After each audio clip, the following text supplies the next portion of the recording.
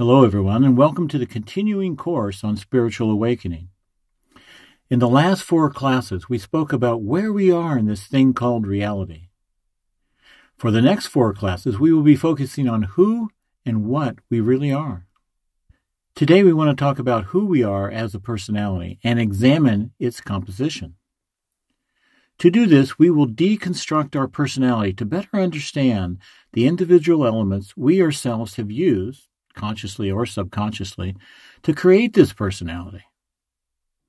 This understanding, along with the practice of introspection, will lead us towards self-mastery and a more meaningful, satisfied, contented life.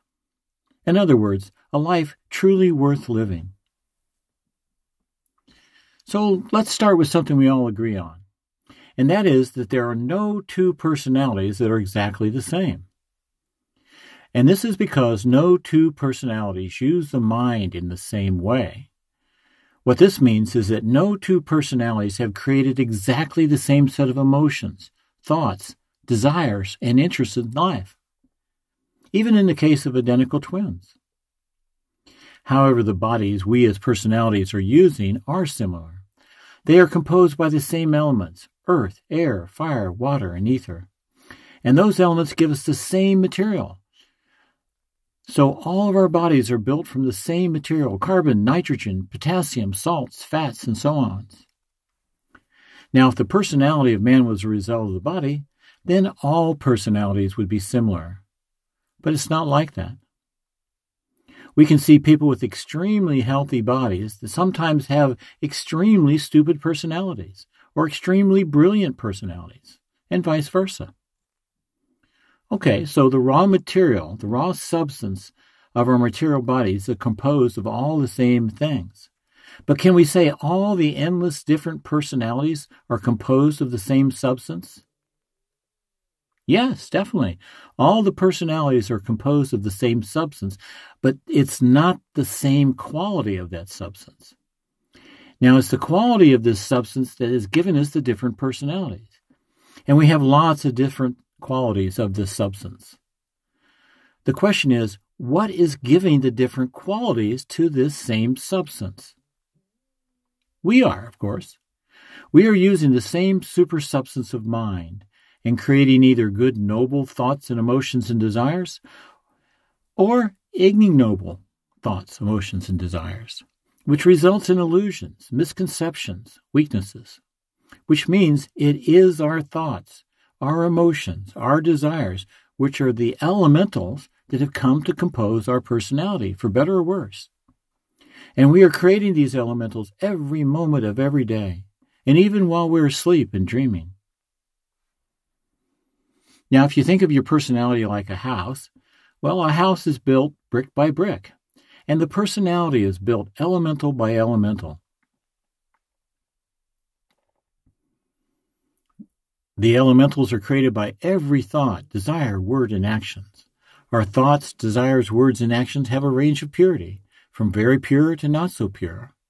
Thus, the purity and quality of our personality also has this same range. This is what gives us the quality to the supersubstance composing our personalities. Now, all elementals unerringly return to their creators and become part of their conscious and subconscious minds. All human beings are in a condition of their own creation, which makes each of us responsible for our good or bad conditions. Now, with common materials such as stone, wood, iron, and concrete, we can build in a closed-in prison where no light enters.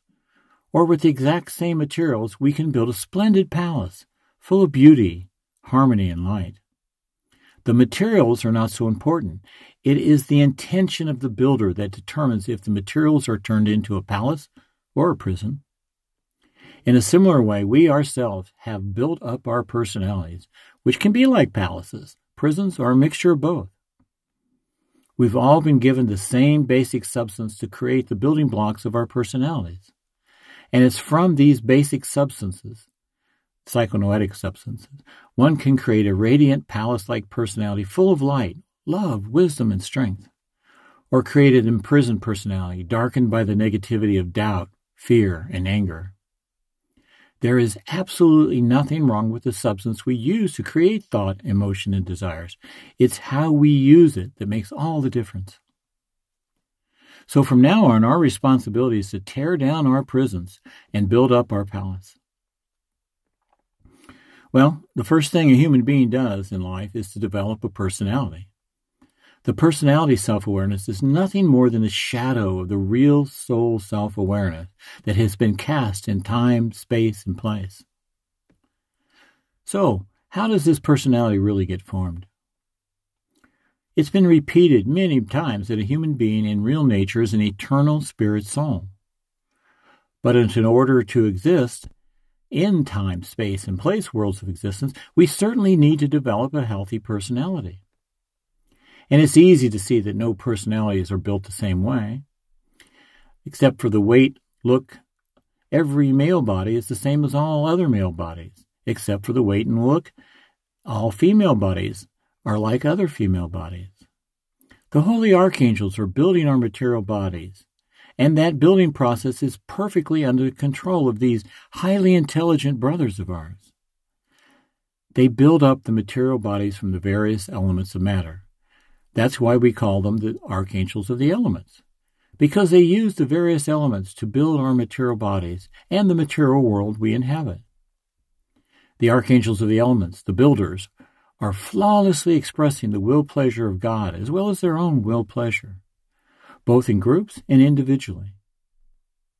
They use the mind perfectly in all its degrees to build up the created worlds of existence. So we have the creation and the creators. This lesson should motivate us to start to really see what material we ourselves use to build up our own personalities. Of course, we're using the mind to create with too, but we do it imperfectly, not understanding exactly what we're doing. In their creation, the archangels use the almightiness, which means they maintain perfect control over their creative works, and nothing can escape them. The human being's attention, however, is focused on the outer world of separations. Conditions in the outer world are attracting and capturing our attention through the five senses, but mostly through our sight. This outward attraction is obscuring the greater truth of our own divine nature. However, our personality, with effort, over time, can assimilate its awareness with the inner self-awareness and reach high states of super self-consciousness. Then there will not be a difference between the archangels and us in terms of consciousness. But first we must learn about this personality of ours, which of course is much, much more than just a material body. So we start analyzing the personality to understand its composition.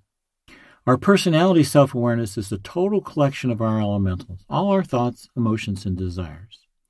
Now we have to think, where are all these elementals coming from that form our personality? We must understand that we are the ones creating the elementals out of the mind, and the mind is living. Either that or we are re-energizing pre-existing elementals using the mind. Literally everything existing in all the universes have been created from the mind, and so it's living in its own way. However, when we say everything existing is created from the living mind, we do not mean that the eternal spirit beings were created from the mind. They've not been created at all, and so thus they will never end. They will never cease to be. Now, within the circle of possibilities for human beings are all the possibilities of the archangels too, because the human idea archetype is contained in the archangelic archetype. To develop these possibilities to the point of realization, we must study the human circle of possibilities to find our current place in that circle. And of course, the seeker must do this by using the mind consciously. Now, we mostly use the mind subconsciously in revitalizing pre-existing groups of elementals.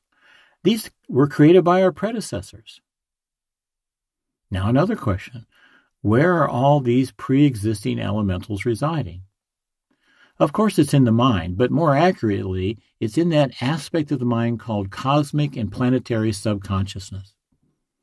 Just like a human being has their own subconsciousness, our planet, our solar system, our galaxy, the entire cosmos have subconsciousness that records everything that has ever happened in the universe.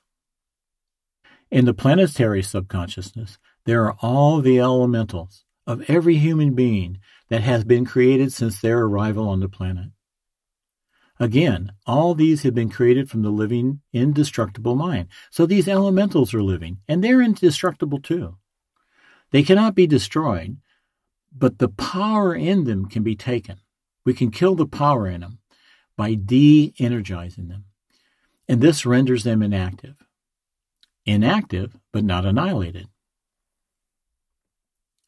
The composition of the material body is well known, yet the material body, the personality, has an independent life different from the composition of the material body. The personality is and is not the real self. At the very heart of it is our real self, the ray of our spirit soul self, but the rest of its composition is not our real self. The personality and its material body are living because in them is the pulse of life, which comes from the Holy Spirit and our real self. However, the unique way each personality is living is different from the way other personalities are living. Life is common, but the way one is living his life differs from the way others are living their lives. And this is because the entire set of elementals that compose one's personality is different from the elementals composing other personalities. Each one of us has his or her own unique set of personal elementals. They are not the real self. But how can we be sure about that? Well, through introspection, we can know this for sure. All we really need to do and must do is to think about the personality as a child, your personality as a teenager or an adult.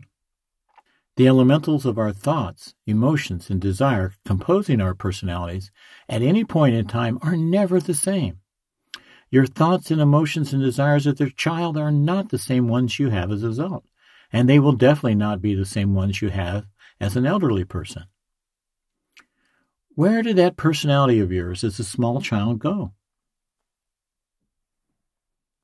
Our task as a human being is to study and know the personality as it is now. This means studying our thoughts, emotions, and desires that are composing our personality. Everything that comes to our attention that we start thinking about creates and gives life to an elemental. Anything that causes vibration in our psychical bodies, such as desires for emotions, for something, or as an aversion to something, empowers that elemental. Attraction and repulsions are forces in the psychical body. This gives us elementals in different degrees of power.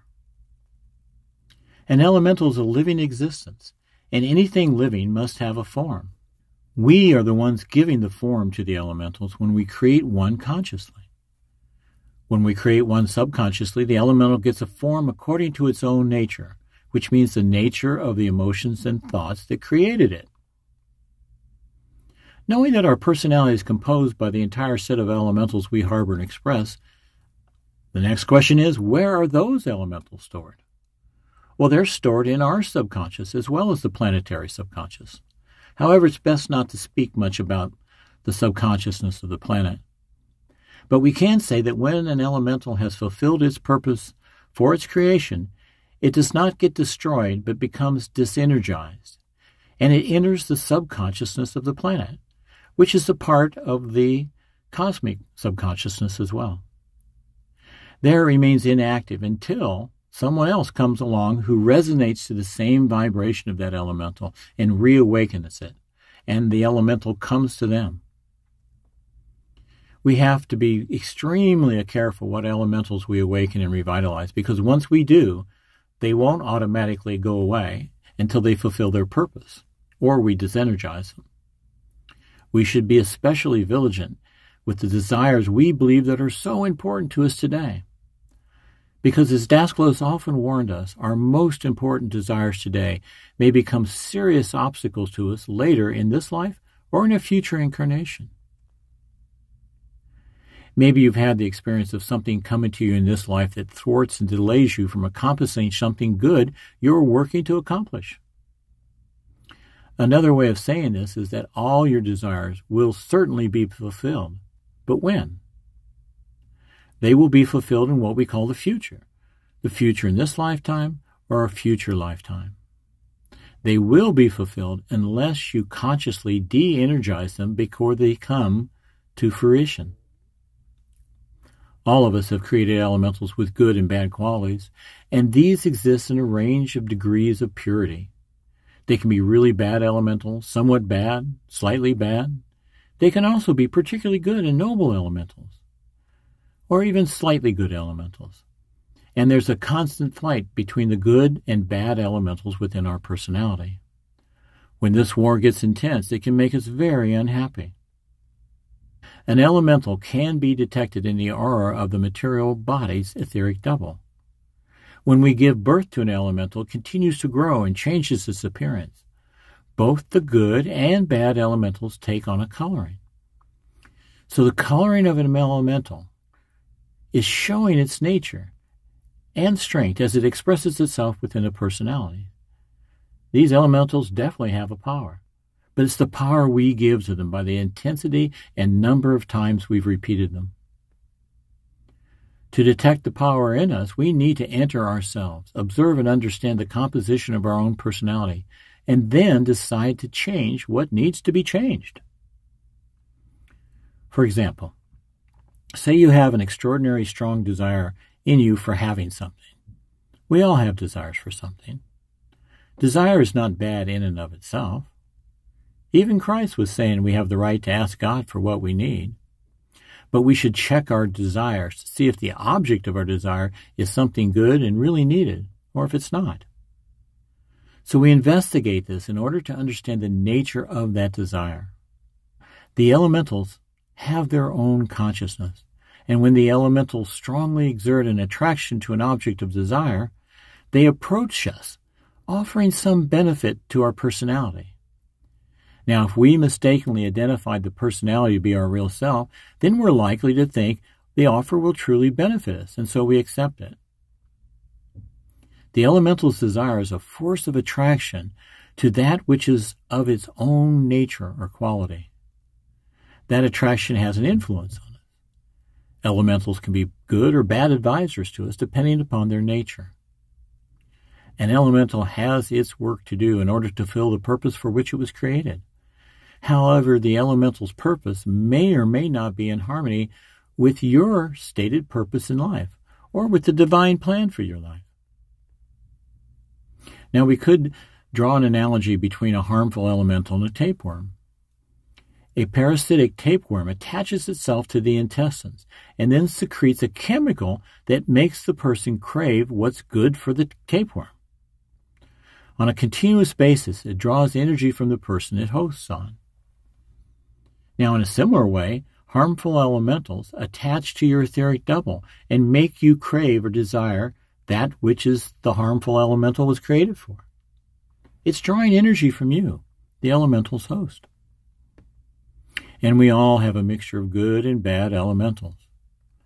Both the good and bad elementals want to draw the attention of their master, which is you. The good reasoning elementals interfere with the negative elementals and vice versa. Then we have that inner conflict, or in some cases, it's like an outright war. But think about this. Who pays the cost of that war? You do. It's like you are a store owner with lots of delicate items for sale. Then two quarreling people come into your store and start a physical fight. And as they fight, they break things and they damage your store. Such is the effect of conflicting elementals in our subconsciousness. Now, when we study our inner conflicts in introspection, who is doing the study? Is it you as a personality or you as an inner self? It could be either. When it's you as an inner self, you will assuredly win the war. If it's you as a personality, the war can be horrific. Yet, if you, as a personality, realizing something of your real nature as life, decide to end the war and change things for the better, that's a great step forward. This is a step toward a simulation of your personality self with your inner self. This assimilation gives true joy. Now we said that the elementals could be detected in the aura. But don't imagine them sleeping or in a dormant state in your aura. On the contrary, they are continually active and affect your personality. According to their purpose, elementals make you aware of certain things. They give you knowledge of certain things according to their purpose. Then there's a reaction in your personality. Maybe it's a mild reaction or an extraordinary strong reaction. Pay attention when you have reactions to things, especially the automatic knee-jerk kinds of reactions. This happens because there's an influence coming from the elemental, which causes your body to react with some emotions and thoughts, maybe even take action. Now, other kind of elementals are drawn into this process, and their impulse in you creates even more elementals associated with the initial reaction. Now, the newly good or bad elementals will have many other similar elementals that will come forward and accept it and welcome it. They're in you, these elementals I'm talking about. They give some of their own power to that elemental, which is of a similar vibration. And this increases the propagation of elementals, good or bad. It works both ways. Pre-existing good or bad elementals in us will always come forward with their influence and suggestions. But if we are living subconsciously, we will not notice that. So we must introspect with concentration and observation to notice these influences within our personality. We must stay vigilant in order to understand what's really going on. This means we are using the mind at a higher rate of vibration, as a detached observer. Observation means to be on the alert, which is to say watch. Christ divides people to watch and pray. We watch and pray so we do not enter temptation. To watch and pray over our own personality so that it does not become tempted. Actually, we're in temptation all the time. So really, we need to watch and pray that we do not succumb to the temptations that are all around us. This lesson is particularly important for everyone on the planet because temptation is a part of humankind's life, just as it was in past times and will be in the future. Today, there's an ever-growing quality and quantity of temptations available to us. Temptation is a condition we undergo which comes with an ordeal. Unfortunately, people too often mistake what are really their temptations to be their opportunities in life, and thus they go astray. To discover how we are tempted, we first need to sit down and enter the silence. We need to be quiet and peaceful in order to detect those elementals that are tempting and misguiding us.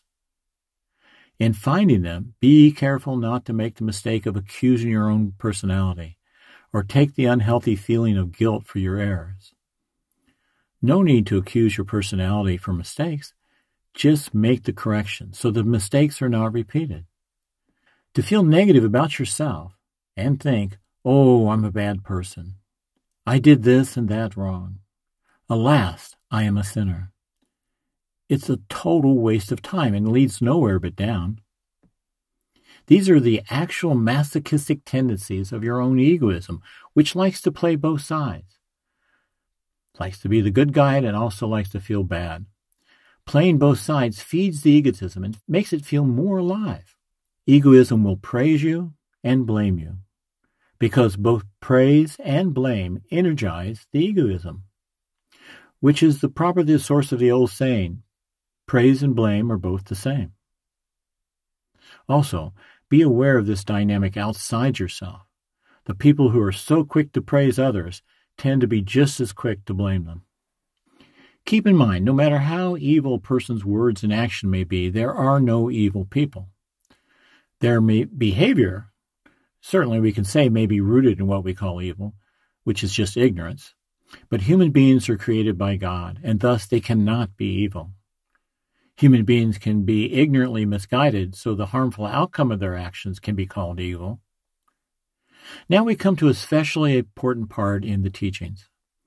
Christ advised us not to fight or resist evil. This is because you can't put fire out with more fire. You need water to put fire out. Similarly, we cannot extinguish hatred or other evil feelings in people except by love. Now, in our study to make corrections to our own personalities, we have to separate our sense of self from the impulses of our elementals. We too often mistake these impulses to be coming from our real self. So the first thing to do is to break this subconscious impulse reaction habit by coming to a solid decision, not to be such a hurry. Don't be in such a hurry to react. Do not just immediately obey the impulses coming from your pre-existing elementals. Secondly, we can employ the help of pre-existing good elementals. These are our ally elementals. They will come to our aid because these elementals are quite alert and active in us too. The great art we should learn is how to create good ally elementals, good thought forms for ourselves, for our family, and for our friends. We also must learn how to consciously disenergize the unwanted elementals with reason. Then we will see the elemental is just losing its color and power. When any elemental, good or bad, has fulfilled its purpose, it also loses its color and power and becomes inactive. But when a strong desire elemental is not fulfilled or consciously disenergized, what happens? The devil of our own egoism increases its obstinacy and comes forward with a dangerous set of whys or demands. Some of the whys you might hear are, why are my desires not fulfilled? Why do other people get their desires fulfilled and not me? Now this ancient elemental of jealousy can find a place in you and make you feel even worse, make you feel miserable. If you continue this dangerous course of questioning, you may ask, who's preventing me from having my desires fulfilled?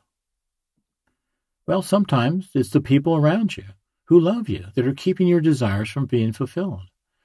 If this is the case, there's a greater danger in starting to resent them. And in extreme cases, you may even find ways to take revenge on them. Of course, all these lower nature tendencies must be rejected.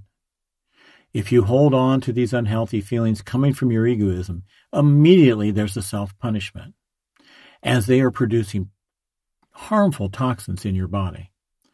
So we must study our inner conditions and impulse. The gain of detecting these egoistic impulses is twofold. One gain is by identifying mistakes and misguidance, we can make corrections to prevent further pain and suffering and so much trouble. The second gain is that this process will slowly start to reveal your real self. Your real self is the master of your body and emotions and thoughts and will act as the master if your egoism is not allowed to interfere and take control. Even at the lowest level of our selfhood, the personality, God's gift of free will is still preserved. There's a great and good byproduct of gaining control over the creation of elementals. Elementals sap our energy in the continuation of their life. When you eliminate the unhealthy, unnecessary ones, you have more energy to empower the good thought-desire type elementals. Thought-desire just means the elemental has more thought than desire, which makes them more effective. Now, the good creative elementals will have more energy and power, which means they are able to manifest and bring good results quicker.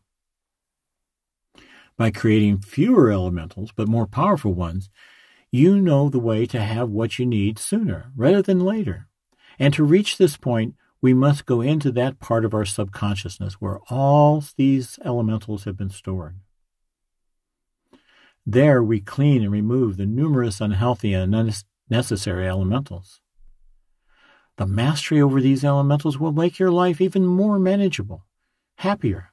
This mastery will give you real satisfaction, whereas before maybe you were more of a slave to these elementals, and a slave enjoys no satisfaction. Of course, it's good and right to ask God to give us what we need in order to make reasonable advancements in our life. However, to devote so much of our time to chasing after riches and not enjoying the life God has given us, well, that's a huge mistake. And at the end of the day, this way of living ends up creating an army of desire elementals that impedes and blocks not only your spiritual advancement, but also the ability to enjoy your life on earth. Now, these teachings Daskalos brought forth are really the science of life. The science of life leads us out of confusion, out of illusion and suffering. God has given us an abundance of everything we humans need to enjoy life and be happy. When it comes to being happy and enjoying life, it's not the quantity of the things you have, but the disposition of the heart that counts. I want to say that again. When it comes to being happy in life, it's not the quantity of the things you have, but it's the disposition of the heart that counts.